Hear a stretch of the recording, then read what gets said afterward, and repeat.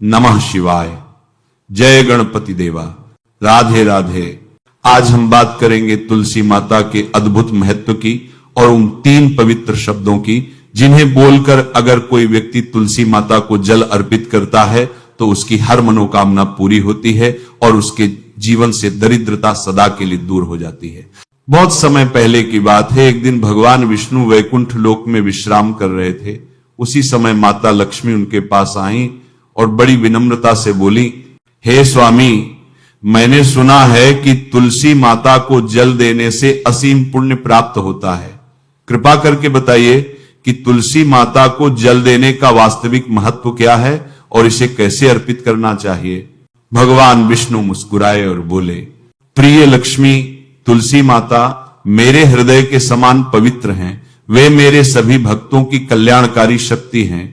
जो व्यक्ति तुलसी माता की सेवा करता है वह मेरे ही समान फल प्राप्त करता है, परंतु केवल जल देना ही पर्याप्त नहीं है। जल देते समय जो 3 शब्द बोले जाते हैं उनका महत्व अत्यंत गूढ़ और चमत्कारी है। इन शब्दों का उच्चारण करने वाला व्यक्ति न केवल अपने पापों से मुक्त होता है बल्कि उसके घर में सदैव लक्ष्मी का वास रहता है। भगवान ने आगे कहा, इन 3 पवित्र शब्दों को बोलने से हजारों वर्षों तक तुलसी की सेवा का पुण्य मिलता है। जो मनुष्य इन शब्दों को श्रद्धा से बोलता है उसका जीवन हर दिशा से सफल होता है। यह सुनकर माता लक्ष्मी ने जिज्ञासा पूर्वक पूछा, हे प्रभु, कृपा करके वह 3 शब्द बताइए जिनके उच्चारण से इतना अद्भुत फल मिलता है। भगवान विष्णु ने मुस्कुराकर कहा, हे देवी, पहले मैं तुम्हें एक कथा सुनाता हूं जिससे तुलसी जलदान और उन 3 शब्दों का असली रहस्य समझ में आएगा। भगवान विष्णु बोले, दक्षिण दिशा में एक नगर था जिसका नाम था यम नगरी। वहीं एक ब्राह्मण रहता था जिसका नाम रमेश था। हालांकि वह जन्म से ब्राह्मण था लेकिन अपने कर्मों से उसने ब्राह्मण कुल का नाम कलंकित किया था। वह शराब पीता, मांस खाता और दिन रात पापपूर्ण कर्मों में लगा रहता था। न पूजा करता, न जप तप, न किसी का आदर, बस स्वार्थ और वासनाओं में डूबा हुआ जीवन बिताता था। एक दिन वह ब्राह्मण पत्ते इकट्ठा करने के लिए एक रस्य की वाटिका में पहुंचा। वह तुलसी के पत्ते तोड़ने लगा, लेकिन उसी समय वहां एक काला सर्प जो काल के रूप में था उसने ब्राह्मण को काट लिया। क्षण भर में उसकी मृत्यु हो गई।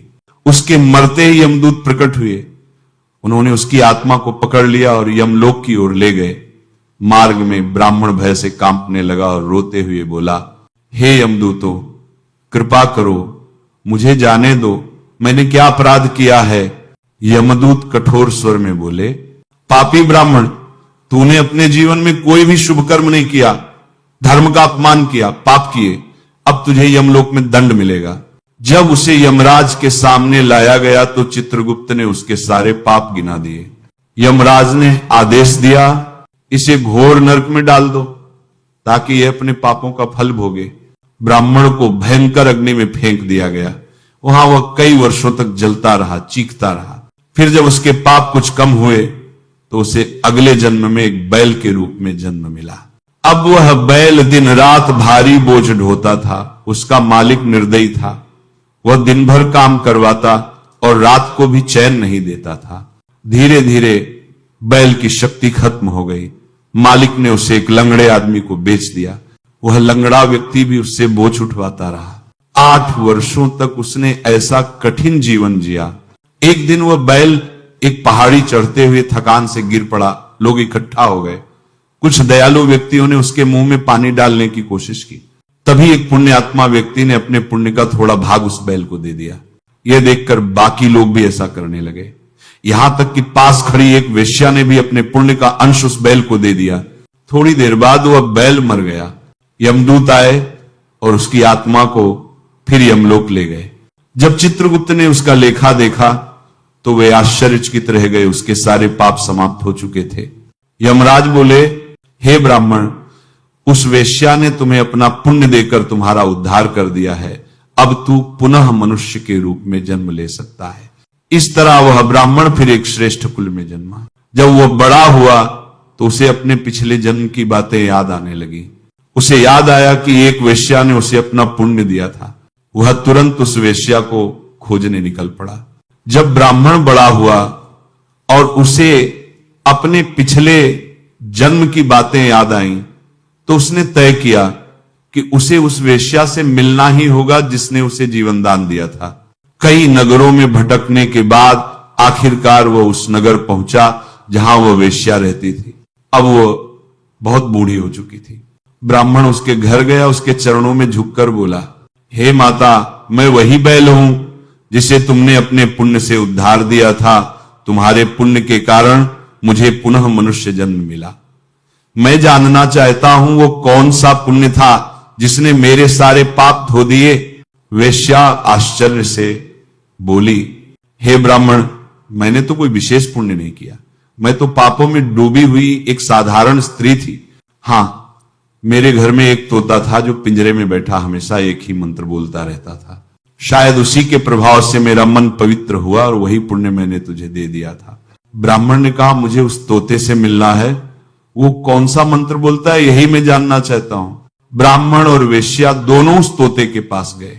तोता तब भी पिंजरे में बैठा तुलसी माता के मंत्र का जाप कर रहा था। दोनों ने उसे प्रणाम किया और बोले, हे तोते, बता तू कौन सा मंत्र बोलता है और यह मंत्र तूने कहां से सीखा?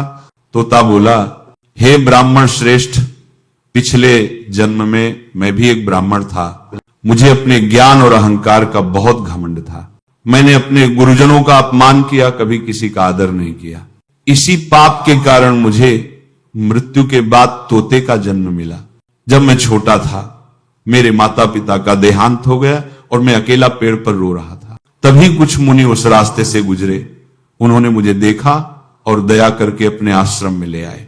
वहां वे प्रतिदिन तुलसी माता को जल चढ़ाते थे और एक पवित्र मंत्र का जाप करते थे। मैं रोज वही मंत्र सुनता और धीरे धीरे उसे याद कर लिया। तब से मैं दिन रात वही मंत्र बोलता रहता था। तोते ने कहा, इस मंत्र के प्रभाव से मेरा मन शांत हो गया, मेरे पाप जल गए और मुझे आत्मशुद्धि का अनुभव होने लगा। मैंने देखा कि जो भी व्यक्ति इस मंत्र को श्रद्धा से बोलता है उसका जीवन बदल जाता है। एक दिन एक चोर ने मुझे चुरा लिया और बाद में यह वेश्या मुझे खरीद लाई। यहां आने के बाद भी मैं वही मंत्र बोलता रहा। वह मेरे शब्द सुनकर अपने जीवन से पाप छोड़ बैठी और भगवान विष्णु की भक्ति में लग गई। हे ब्राह्मण, उसी मंत्र के प्रभाव से तुम्हारे, मेरे और इस वेश्या के सारे पाप नष्ट हो गए। तोते की बातें सुनकर दोनों की आंखों में आंसू आ गए। उन्होंने एक स्वर में कहा, अब से हम हर रोज तुलसी माता को जल चढ़ाकर वही मंत्र बोलेंगे। कुछ समय तक तीनों उसी तरह तुलसी माता की भक्ति करते रहे। एक दिन जब उन्होंने पूरी श्रद्धा से तुलसी माता को जल अर्पित किया और वह 3 शब्द बोले, तभी आकाश से एक दिव्य विमान उतरा। उसमें भगवान विष्णु के दूत प्रकट हुए और बोले, हे भक्तों, तुम तीनों ने तुलसी माता के इस पवित्र मंत्र का प्रभाव प्राप्त कर लिया है। अब तुम सब विष्णु लोक चलो। तीनों ने भगवान का नाम लिया और दिव्य विमान में बैठकर विष्णु धाम को चले गए। भगवान विष्णु का उपदेश।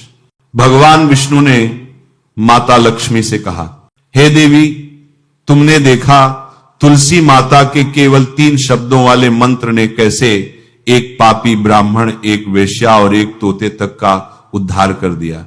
लक्ष्मी जी बोली, हे स्वामी, कृपा करके वह 3 शब्दों वाला मंत्र मुझे भी बताइए। भगवान विष्णु बोले, यह मंत्र है, वृंदावनी स्वाहा। जो भी व्यक्ति प्रतिदिन तुलसी माता को जल देते समय ये 3 शब्द बोलेगा, वृंदावनी स्वाहा, उसके घर में लक्ष्मी का वास रहेगा, दरिद्रता नष्ट होगी और जीवन में सुख, शांति और धन की वृद्धि होगी। तुलसी सेवा का सही तरीका। भगवान विष्णु ने आगे कहा, स्त्रियों को नित्य स्नान के बाद बाल बांधकर मांग में सिंदूर लगाकर तुलसी माता को जल चढ़ाना चाहिए। पुरुषों को शुद्ध मन और साफ वस्त्रों में तुलसी माता के सामने खड़ा होकर वृंदावनी स्वाहा मंत्र का जप करना चाहिए। शाम को तुलसी माता के पास दीपक जलाने से घर में सुख, समृद्धि और शांति बनी रहती है। तुलसी माता का एक पत्ता भी भगवान विष्णु को अर्पित करने से वही फल मिलता है जो हजारों अमृत के घड़ों से स्नान कराने पर भी नहीं मिलता। तुलसी के नियम तुलसी के पत्ते कभी रात में नहीं तोड़ने चाहिए। बिना स्नान किए, तेल लगाए या पवित्र अवस्था में तुलसी को छूना महापाप होता है। तुलसी की पत्तियां हमेशा अग्रभाग से हल्के हाथों से तोड़नी चाहिए, पौधे को हिलाना नहीं चाहिए।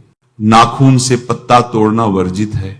श्राद्ध, दान, व्रत या देव पूजा के लिए तोड़े गए तुलसी के पत्ते 3 दिन तक पवित्र माने जाते हैं। इसलिए भक्तों, हर सुबह श्रद्धा से तुलसी माता को जल अर्पित करते हुए बस ये 3 शब्द बोलो, वृंदावनी स्वाहा, और देखो कैसे तुम्हारे जीवन में सुख, धन और शांति का प्रवाह शुरू होता है। जिस घर में तुलसी माता का वास होता है वहां कभी दरिद्रता नहीं ठहरती और वहां सदा लक्ष्मी जी का आशीर्वाद बना रहता है। नमः शिवाय। जय गणपति देवा। राधे राधे।